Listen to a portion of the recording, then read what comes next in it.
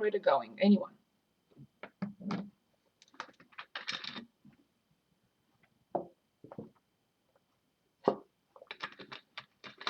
Zero. It's a 0. Yes, because cosine is 1 and natural log 1 is 0.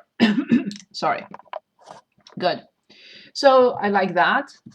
So limit. Please do not drop the limit operator till we apply it, please.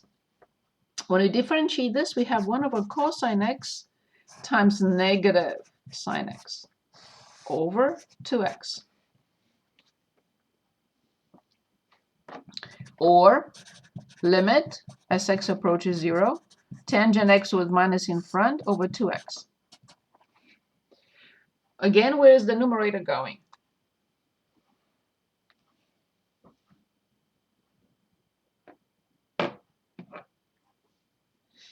So we can continue.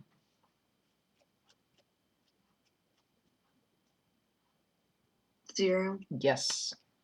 And the denominator 0, limit as x approaches 0, negative secant squared x over 2.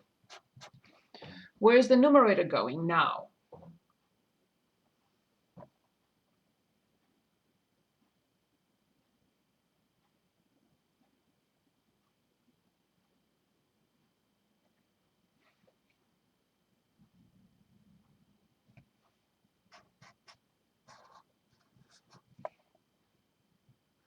As x approaches 0.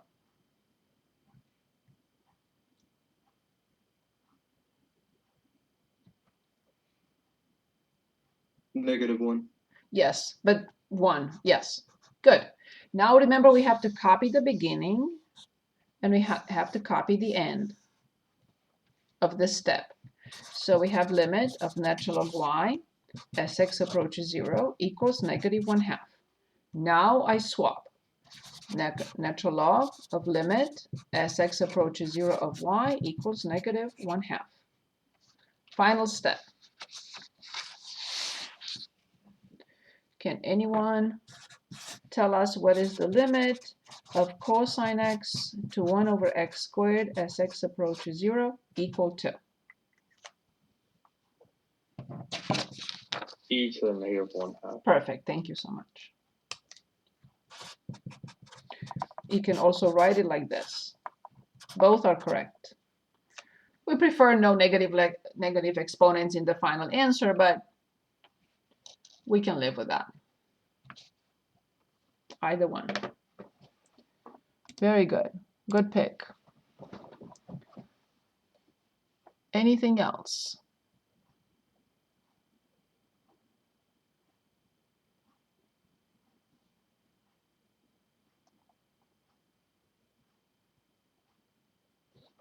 Okay, back to our list then.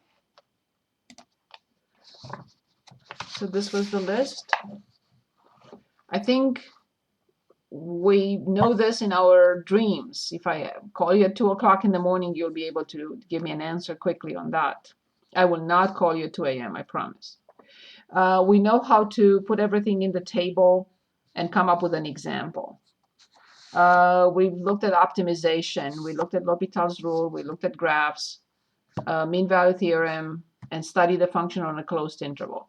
Which of these we still need to practice?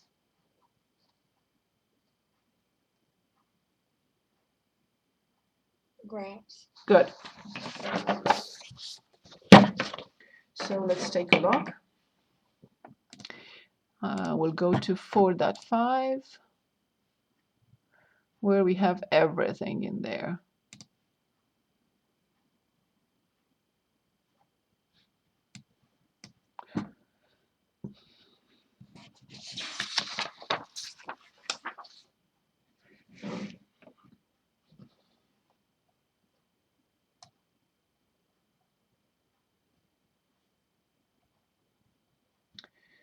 Okay.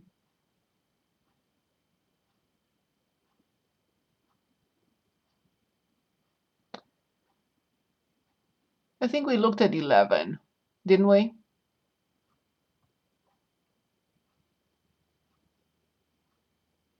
I think we did. Okay. Please review 11.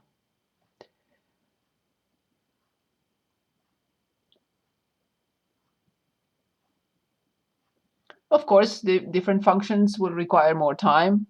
Several, particular questions, particular functions will require more time. The trig ones are exhausting because of the ins and outs of those functions.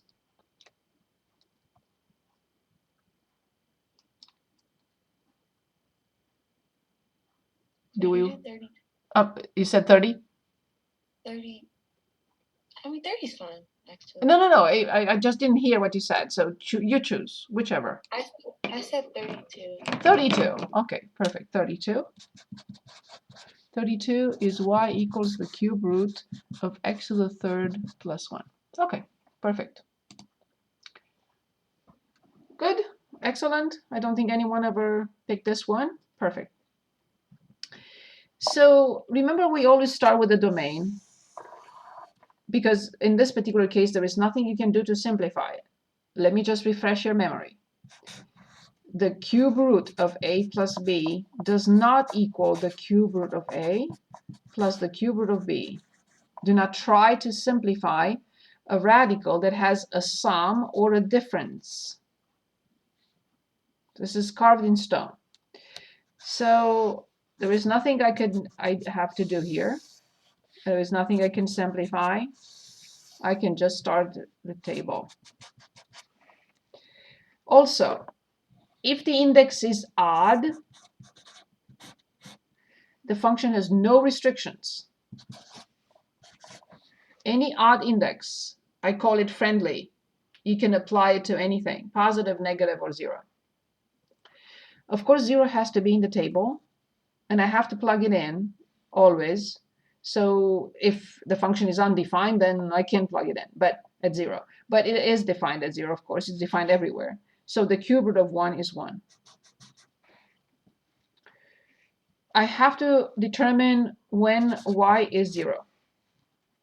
The x-intercept, which will be the cube root of x cubed plus 1 equals 0.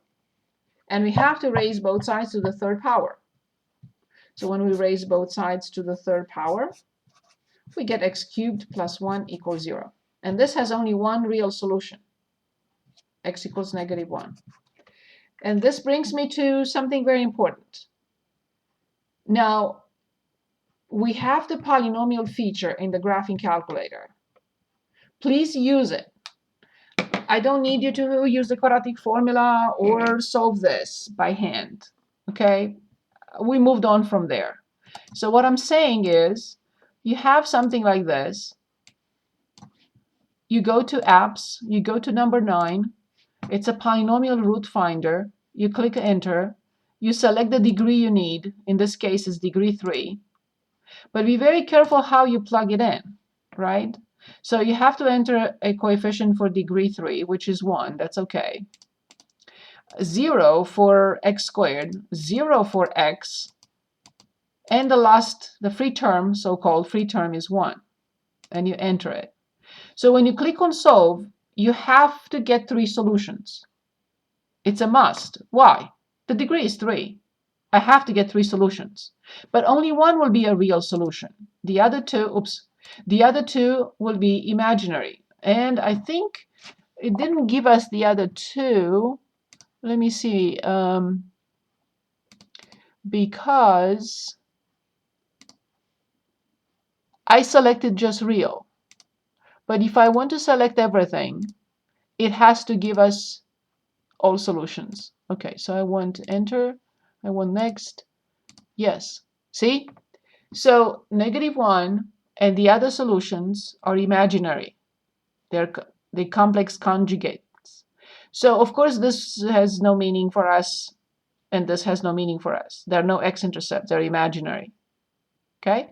So you can use this feature of the calculator. So that's why we have just negative 1. So it's negative 1. Please make sure that you put these numbers in the correct order.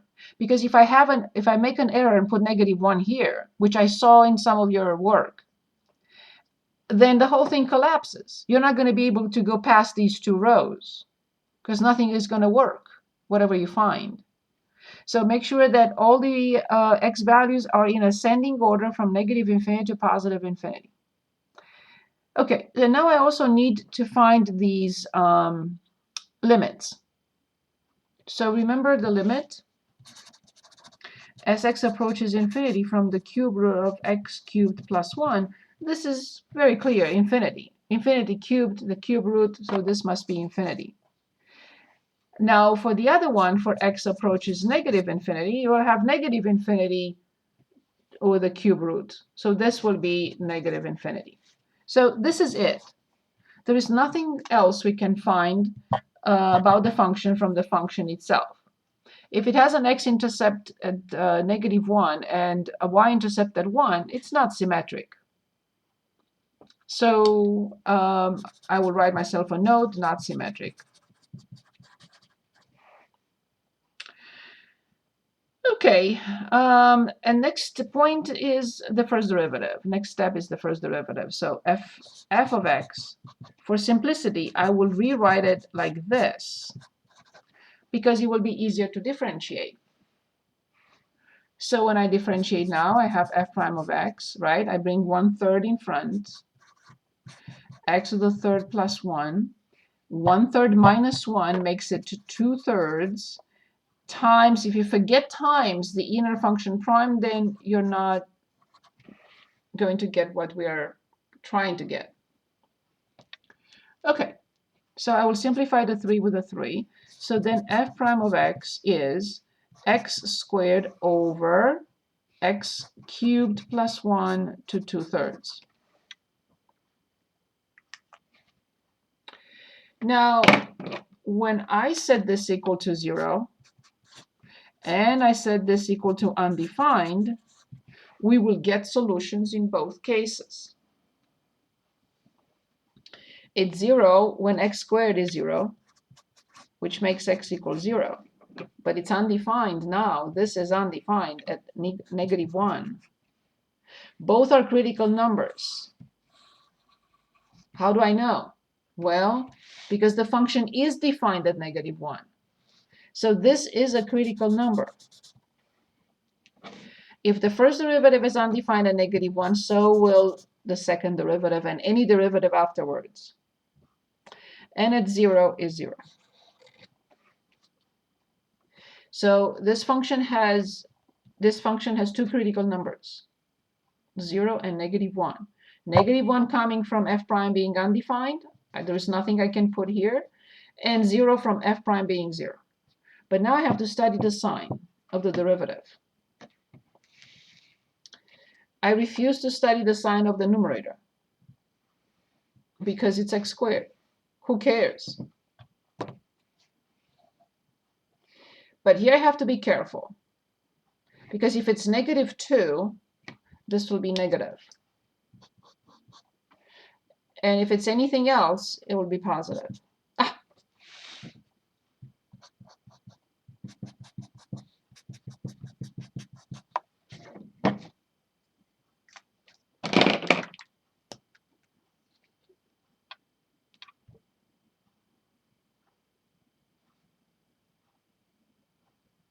Okay.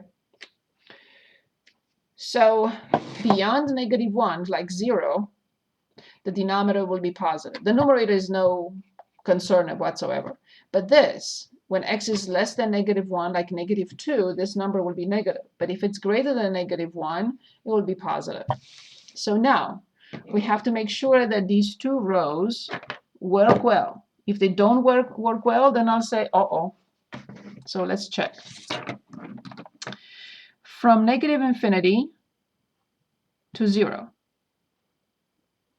Terrible. Terrible. That's when I say, uh-oh. And that's when I look for my mistake. So, yeah. Well, this too will make everything positive forever. See? That's how we find our mistakes. What I omitted to look at was the fact that this is the cube root of something squared. So this will never be negative. This will always be positive. because of this squared, no matter what. Good. Now I go back. The function appears to be increasing all the time. Let's see. From negative infinity to 0, yes, that's true. From 0 to 1, yes, that's true. From 1 to infinity, that's correct. Okay? So it's invaluable. Again, I cannot stress enough. Good. Finally, I'm going to look at the second derivative, which is awful. So the first derivative, I'm going to copy it here, is I'm going to keep it like that. Let me try again here. I'm going to keep it as x squared times x cubed plus 1 to negative 2/3. This is awful to differentiate. Let's try. How am I with time here? Yeah, let me stop because I will forget.